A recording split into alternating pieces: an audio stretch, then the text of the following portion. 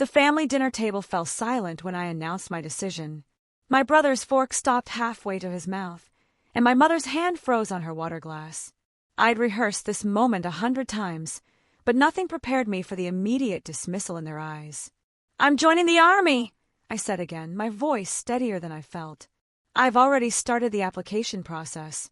My brother Wesley burst out laughing first, the sound harsh and mocking in our small dining room. "You? The army? That's hilarious. You can barely carry groceries from the car without complaining." My father set down his knife carefully, his expression a mixture of concern and condescension. "Sweetheart, you need to be realistic. The military is demanding, physically and mentally. You've never been particularly athletic. Remember when you quit the high school track team after 2 weeks?" My mother nodded vigorously, her voice soft but cutting. "Your father's right. You're too delicate for something like that. Why don't you consider teaching or nursing? Something more suitable for someone with your build and temperament." I felt heat rising in my cheeks, humiliation mixing with determination. At 32 years old, I was still being treated like a child who didn't understand her own limitations. That night marked the beginning of my silent war. I lay in bed staring at the ceiling of my childhood bedroom, the one I'd moved back into after my apartment lease ended 6 months earlier. Wesley's mocking laughter echoed in my head, mixing with my parents' dismissive certainty that I couldn't handle military training. They'd always seen me as weak, the daughter who preferred books to sports, who'd struggled with physical activities throughout school. But they didn't know about the fire that had been building inside me for months, the desperate need to prove I was more than their limited perception. The next morning, I set my alarm for 5 a.m. The house was dark and quiet when I slipped outside in running shoes I bought secretly 2 weeks earlier. The cold air hit my face like a slap, and my lungs burned after just 2 blocks of jogging. I made it half a mile before I had to stop, bent over and gasping, my legs shaking. It was pathetic, but I didn't quit.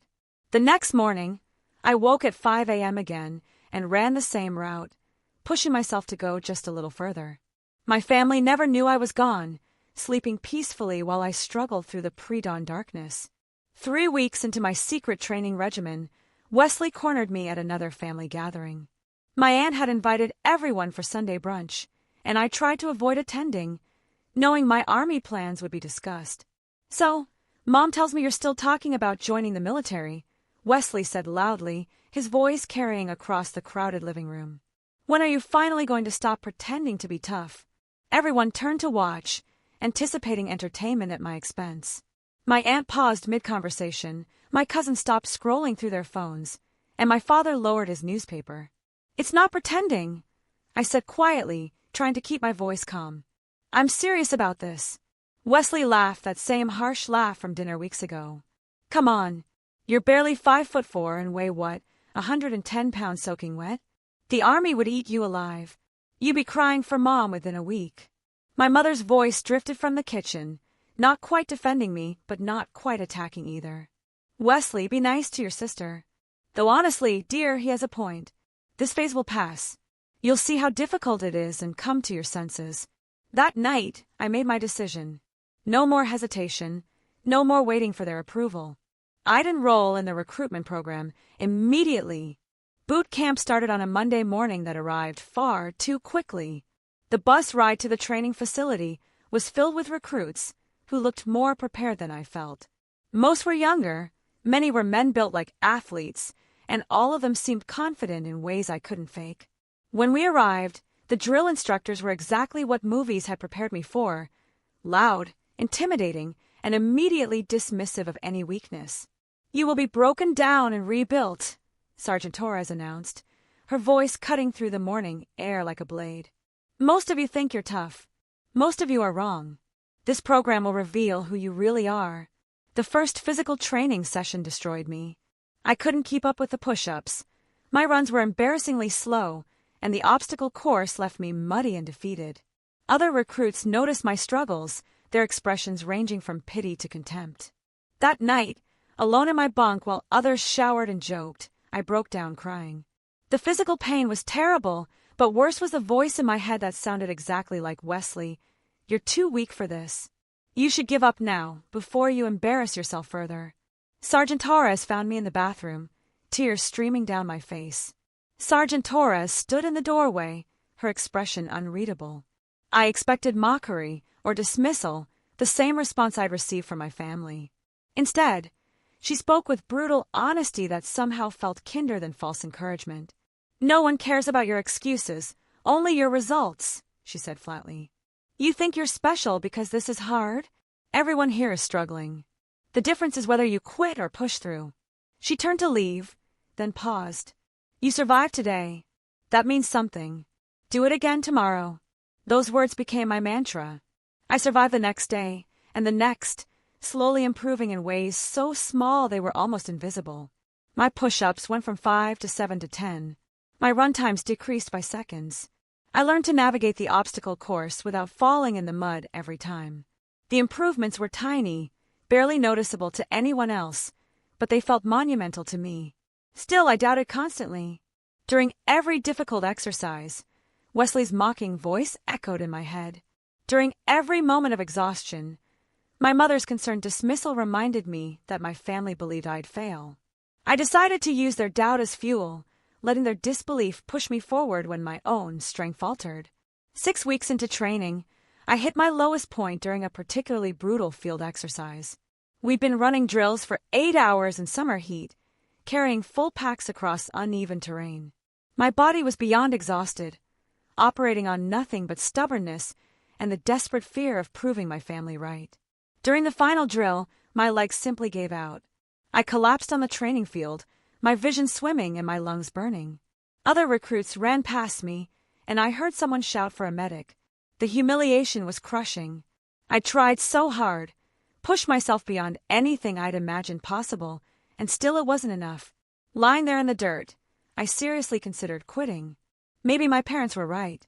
Maybe I was too weak, too delicate, too unsuited for this life. Sergeant Torres appeared above me, her face blocking out the harsh sun. "Get up, soldier. You're not hurt, just tired. There's a difference." I wanted to explain that I couldn't, that my body had reached its absolute limit, but something in her expression stopped me. She wasn't offering sympathy or permission to quit. She was simply stating a fact. I could get up if I chose to. So I did. Somehow, I forced my trembling legs to support my weight and finish the drill. That evening, I found an unexpected letter waiting for me. My best friend Megan had written, somehow tracking me down despite my limited communication during training. Her words were simple but powerful, reminding me of who I'd been before my family's constant dismissal had worn down my confidence. "You were always the strongest person I knew," she wrote. "Not physically, but in every way that actually matters. You never gave up on anything you cared about.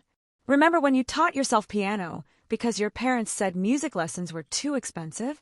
Remember when you worked 3 jobs to put yourself through college because they said you'd never finish? You've always been a fighter. Don't stop now." I read the letter 5 times, tears streaming down my face. Megan was right. I'd overcome obstacles before, often without support or encouragement. This was just another challenge, another chance to prove that I was more than my family's limited expectations. I wrote back that night, pouring out my struggles and doubts, but also my determination. Writing to Megan became my anchor, a way to process the brutal reality of training while maintaining connection to the person I was becoming rather than the person I'd been. 2 months into training, we faced our first major physical fitness test. The requirements were straightforward but demanding. 40 push-ups in 2 minutes, 50 sit-ups in 2 minutes, and a 2-mile run in under 16 minutes. I'd been working toward these numbers for weeks, slowly building strength and endurance. Test day arrived with clear skies and oppressive heat. I watched other recruits breeze through their push-ups and sit-ups with ease, their athletic backgrounds evident in every movement. When my turn came, my hands were shaking as I assumed the starting position. The push-ups were agony. My arms screamed with effort, and halfway through I thought I'd fail. But I heard Sergeant Torres's voice in my head. "You're not hurt, just tired. There's a difference." I pushed through, hitting 40 with 3 seconds to spare. The sit-ups were easier, muscle memory from weeks of training carrying me through. But the run was my greatest fear. 2 miles in 16 minutes meant maintaining an 8-minute mile pace, faster than I'd ever run consistently. The starting whistle blew, and I took off with the other recruits. By the half-mile mark, many had pulled ahead. My lungs burned and my legs felt like lead. I wanted to slow down, to walk, to quit. Then I heard Wesley's mocking voice. "You'd be crying for Mom within a week." Something snapped inside me when I heard Wesley's imagined mockery during that run. All the years of dismissal, all the times my family had told me I wasn't strong enough or capable enough, all the moments I believed their limitations were my reality, it all crystallized into pure determination. I pushed harder, my legs pumping faster than I'd thought possible. Other recruits were ahead of me, but I wasn't racing them. I was racing against every person who'd ever told me I couldn't. The finish line appeared, and I crossed it with 20 seconds to spare. 15 minutes and 40 seconds. I'd done it. I collapsed on the ground, gasping for air but grinning like an idiot.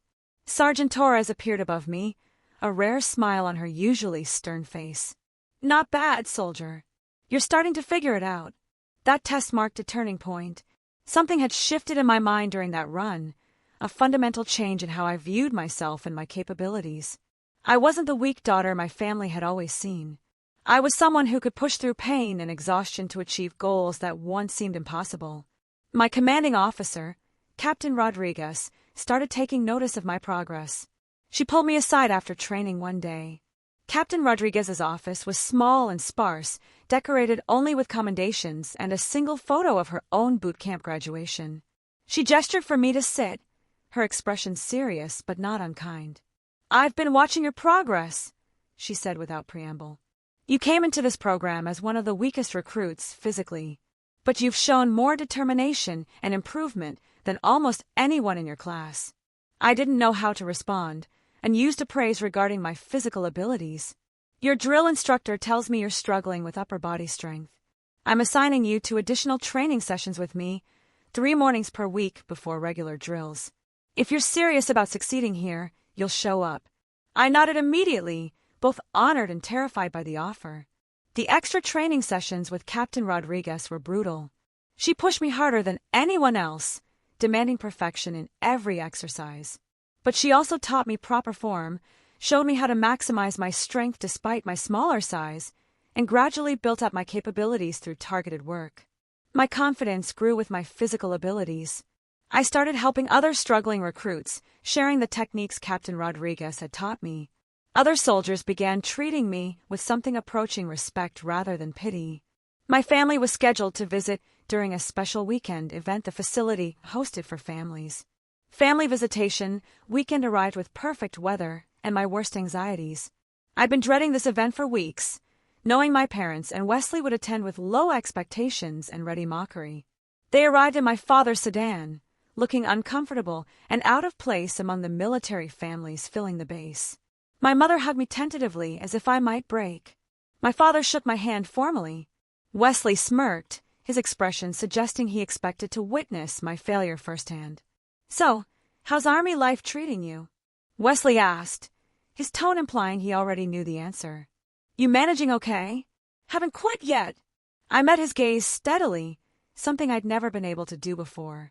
"I'm doing well, actually. I passed my physical fitness test 2 weeks ago and received commendation for improvement." My mother looked surprised. "Really? That's wonderful, dear. Though I'm sure it's still very difficult for you." Before I could respond, Sergeant Torres appeared, introducing herself to my family with professional courtesy. "Your daughter has shown remarkable determination," she told my parents. "She's overcome significant physical challenges through sheer willpower. You should be proud." I watched my parents process this information, clearly uncertain how to reconcile their image of me with Sergeant Torres's assessment. Wesley looked skeptical, as if suspecting some kind of trick. The weekend passed awkwardly, my family observing training demonstrations and facility tours while clearly out of their element. 3 months into training, I was chosen to lead a team during a complex field exercise. The assignment involved navigating difficult terrain, coordinating with multiple squad members, and completing objectives under time pressure. Captain Rodriguez announced the team assignments, and several recruits looked surprised when my name was called as team leader. Leading was terrifying. I'd spent my entire life being dismissed and underestimated, never given opportunities to prove leadership capabilities. Now I was responsible for guiding 7 other recruits through a mission that would be graded harshly. We spent 2 days planning, reviewing maps and strategies. I listened to input from my team members, many of whom had more natural athletic ability than I did. But I'd learned something during these months of training. Physical strength mattered, but so did determination, planning, and the ability to inspire others to push through difficulty. The exercise itself was chaos. We encountered unexpected obstacles, equipment failures, and time constraints that threatened our success. But I kept my team focused, adjusting our strategy when necessary and refusing to let anyone give up when exhaustion hit. We completed the mission with 3 minutes to spare, achieving all objectives successfully. Captain Rodriguez praised our performance publicly, singling out my leadership as exemplary. It was the first time anyone in authority had specifically recognized my capabilities rather than my limitations. The victory of leading my team successfully was short-lived. During a routine training exercise the following week, I landed wrong during an obstacle course run and felt something pop in my ankle. The pain was immediate and intense, bringing me to the ground despite my attempts to walk it off. The medic's diagnosis was frustrating, a moderate sprain that would require 2 weeks of limited activity. No running, no obstacle courses, no physical training that put weight on the injured ankle. I was devastated. I'd worked so hard to build my strength and capabilities, and now I was sidelined, watching other recruits continue improving while I sat with ice packs and elevation. The injury shook my confidence in ways the earlier struggles hadn't. What if I couldn't recover fully? What if this setback proved my family right, that I was too fragile for military life? My teammates visited during recovery, offering encouragement and telling me I'd be back to full capability soon. Their support meant everything, these people who'd witnessed my journey from struggling recruit to capable soldier. I used the forced rest period to focus on mental training, studying military strategy, and leadership principles. Captain Rodriguez brought me books about famous military leaders, many of whom had overcome significant physical limitations through tactical brilliance and determination. 2 weeks of recovery felt like an eternity, but it also gave me time to develop mental strength I hadn't known I needed. I learned about visualization techniques, imagining myself completing physical challenges successfully. I studied meditation and breathing exercises that could help manage pain and stress during difficult situations. When the medic finally cleared me for physical activity, I was nervous about whether my ankle would hold up. The first run was painful and scary, every step bringing worry that the injury might return. But I pushed through carefully, listening to my body while refusing to give up at the first sign of discomfort. Gradually, my confidence returned. My ankle grew stronger, and within another week, I was back to full training capability. The setback had actually taught me valuable lessons about resilience, about the difference between pain that signaled real injury and pain that was simply part of pushing physical limits. 4 months into our 6-month training program, we faced the final major test, a grueling obstacle course that would determine our fitness to continue. The course included rope climbs, wall scaling, crawling through mud under barbed wire, and numerous other challenges designed to push recruits to their absolute limits. My family had been invited to watch, along with families of other recruits. I spotted them in the viewing area, my parents looking anxious, and Wesley wearing his familiar smirk. The obstacle course stretched before me like a physical manifestation of every challenge I'd faced during training. 20 obstacles over 2 miles, each one designed to test different aspects of strength, endurance, and determination. My family watched from the sidelines, their presence adding pressure I didn't need. As we lined up at the starting line, I caught Wesley's eye. He was smiling that superior smile I'd grown to hate, clearly expecting me to fail spectacularly in front of everyone. That smile became my motivation. The whistle blew, and we were off. The first obstacles were manageable, climbing walls and rope swings I'd practiced hundreds of times. But as the course progressed, exhaustion set in. My arms burned during rope climbs. My legs shook while scaling walls. The crawl through mud under barbed wire left me covered in filth and gasping. Halfway through the course, I wanted to quit. My body screamed for rest, and completing the remaining obstacles seemed impossible. Then I saw my family's faces in the crowd. My mother looked worried, my father concerned, and Wesley expectant. They were waiting for me to fail, to prove that their assessment of my weakness had been correct all along. I pushed harder. Each obstacle became a personal victory over their doubt. The rope climb that burned my hands represented climbing above their low expectations. The wall I scaled symbolized breaking through their limitations on my potential. I crossed the finish line of the obstacle course, completely exhausted but triumphant. My time wasn't the fastest, but I'd completed every single obstacle without assistance or giving up. More importantly, I'd proven to myself that my family's assessment of my capabilities had been completely wrong. The silence from my family's viewing area was deafening. I watched them process what they'd just witnessed, their daughter and sister completing a challenge they'd been certain would defeat her. Wesley's smirk had disappeared, replaced by something that might have been respect or possibly just shock. My mother and father looked stunned, as if they were seeing me for the first time. Sergeant Torres announced that I'd passed the final test with commendable results, earning my place to continue in the advanced training program. Captain Rodriguez congratulated me personally, her rare smile indicating genuine pride in my accomplishment. That evening, my family came to say goodbye before returning home. The conversation was awkward, filled with halting compliments that didn't quite acknowledge how completely they'd misjudged me. "You did well today," my father said stiffly.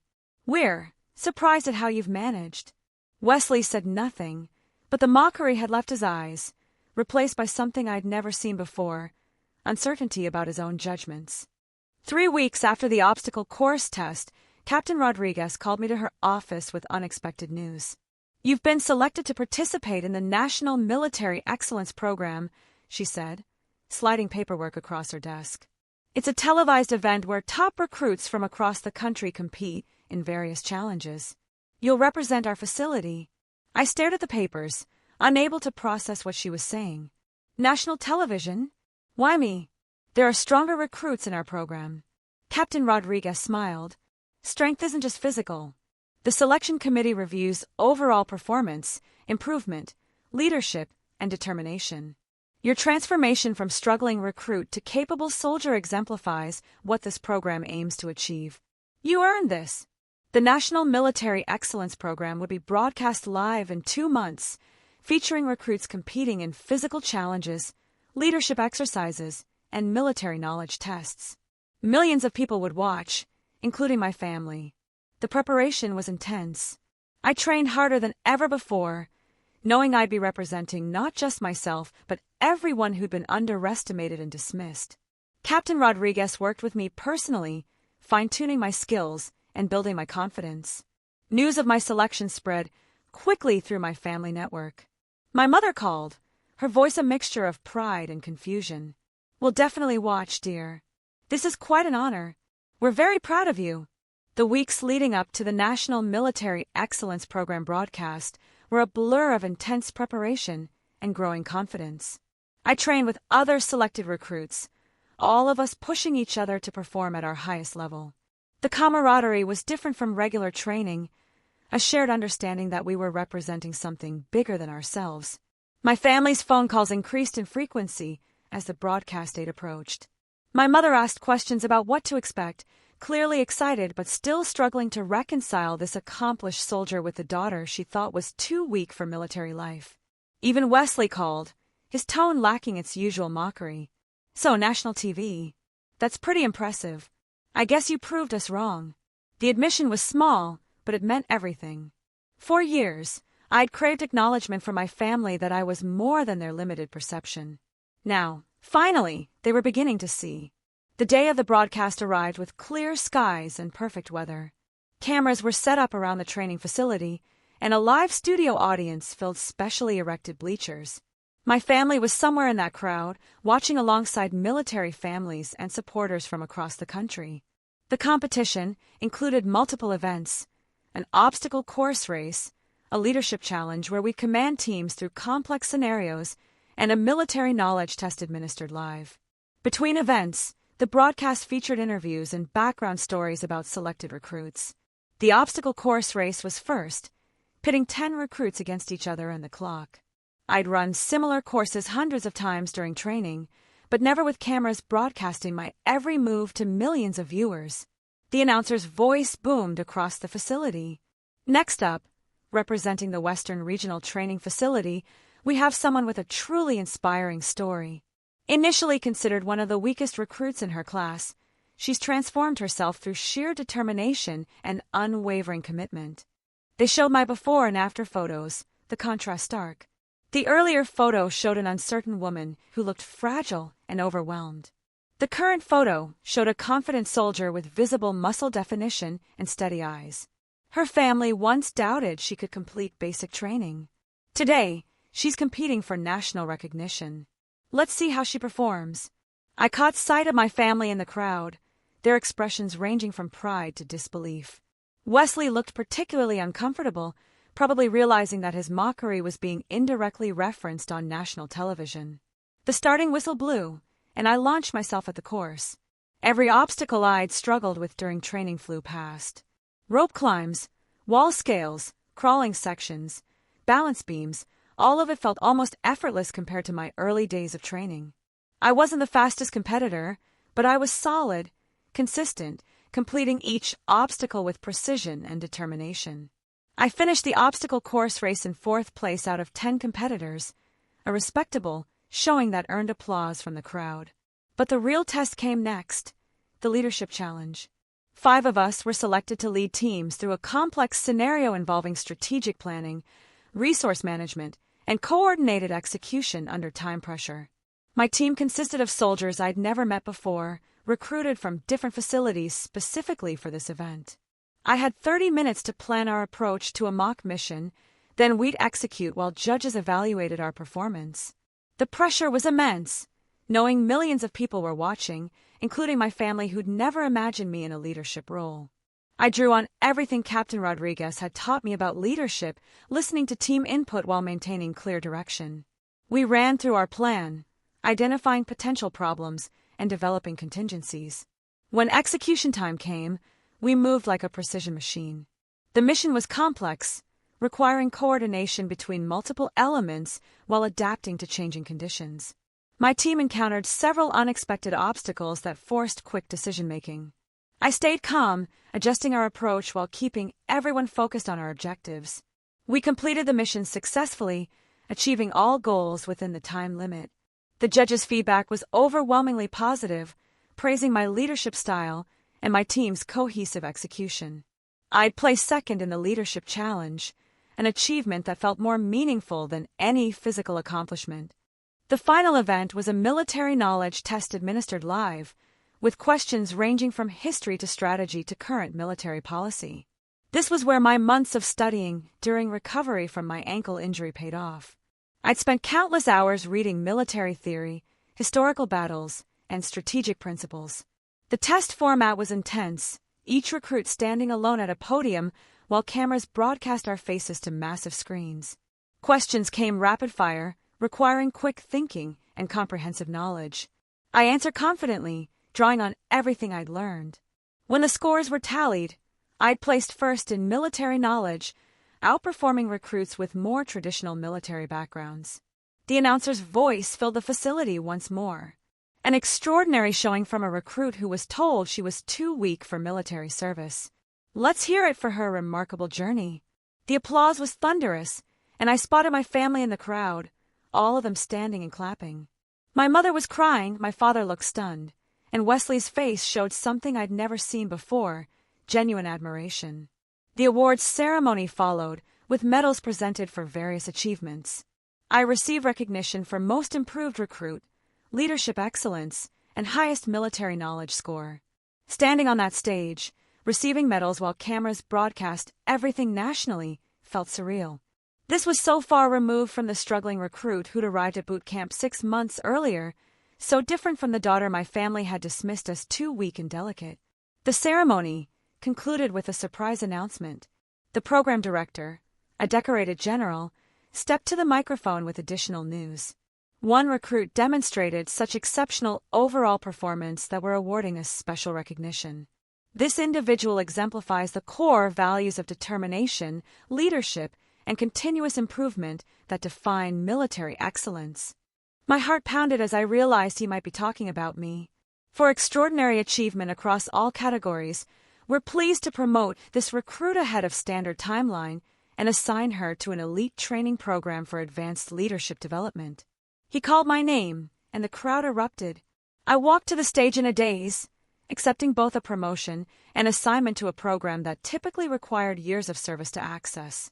My family watched from the audience, finally understanding the magnitude of what I'd accomplished. The general shook my hand firmly. "Your journey from struggling recruit to this achievement is exactly what we hope to inspire in others. You've earned this through dedication and refusal to accept limitations others placed on you." Later, as the camera stopped rolling and the crowds dispersed, my family found me. My mother hugged me tightly, tears streaming down her face. "I'm so sorry we doubted you. We were completely wrong about everything." My father's eyes were damp as he squeezed my shoulder. "You've accomplished something extraordinary. We should have believed in you from the beginning." Wesley's approach was more hesitant than my parents'. He stood slightly apart, clearly struggling with how to address the years of mockery and dismissal. "Can we talk?" he asked quietly, gesturing away from the crowd. We walked to a quieter area, and he struggled to find words. Finally, he just spoke from the heart. "I was a terrible brother. All those years of telling you that you were too weak, mocking your dreams, dismissing your abilities. I was wrong about everything. Watching you today, seeing what you've accomplished, I'm ashamed of how I treated you." I'd imagined this moment countless times during difficult training days, visualizing Wesley finally acknowledging how wrong he'd been. Now that it was happening, I felt less vindication than I'd expected and more sadness for the years we'd wasted in toxic dynamics. "Why did you mock me so much?" I asked. "Was it just about thinking I was weak?" Wesley shook his head. "I think I was jealous, honestly. You always had this determination to pursue what mattered to you, regardless of what anyone else thought. I've spent my entire life doing what was expected, following the safe path. Your courage to chase your dreams, even when we all told you that you couldn't, that scared me. It highlighted my own cowardice. The honesty was unexpected and touching." "I forgive you," I said simply. "But I need you to understand something. I didn't do this to prove you wrong. I did it to prove to myself what I was capable of." 6 months after the televised event, my life had transformed completely. The Elite Leadership Training Program was demanding but rewarding, pushing me to develop skills I'd never imagined possessing. I was mentoring newer recruits, helping others who struggled with self-doubt and physical challenges similar to what I'd faced. My story had resonated with people across the country. I received hundreds of letters from individuals who'd been told they were too weak, too small, too different to achieve their dreams. Many shared their own stories of overcoming dismissal and doubt. I tried to respond to as many as possible, wanting to encourage others the way Megan's letter had encouraged me during my darkest moment. My family relationships had fundamentally changed. My parents attended my advanced training graduation, their pride genuine and unconditional. Wesley called regularly, our conversations now focused on mutual support rather than his mockery. My mother volunteered with an organization supporting military families, channeling her regret about doubting me into helping others believe in their loved ones' capabilities. The transformation wasn't just in my physical abilities or military rank, though those achievements mattered. The real change was internal, a fundamental shift in how I viewed myself and my potential. I was no longer the woman who needed others' approval to believe in her own worth. Standing in front of my unit during a recent training exercise, I reflected on the journey that had brought me to this moment. From the family dinner where Wesley first mocked my military ambitions to standing on a national stage receiving recognition, the path had been longer and harder than I'd ever imagined. But every difficult moment had been necessary. Every challenge had built strength I wouldn't have developed otherwise. The mockery from my family, as painful as it had been, became fuel for a determination I might never have discovered without it. Their doubt forced me to dig deeper, to find reserves of strength I didn't know existed. In some strange way, I was grateful for their disbelief. It had pushed me to prove something far more important than them wrong. It had pushed me to prove myself capable. My commanding officer approached with new assignment papers. I'd been selected to lead a team on a significant mission, the kind of responsibility that a year ago would have seemed impossible. But now it felt natural, a logical next step in a journey that had transformed me from someone who doubted her own strength to someone who confidently led others. The moral of my story wasn't about revenge or vindication against those who doubted me. It was about discovering that the only limitations that truly matter are the ones we place on ourselves.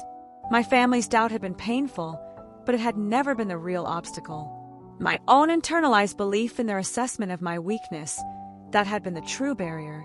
Breaking through that barrier, proving to myself that I was capable of far more than anyone expected, that was the real victory. Now I stood as living proof that strength comes in many forms, that determination can overcome physical limitations, and that the person most important to prove yourself to is always yourself.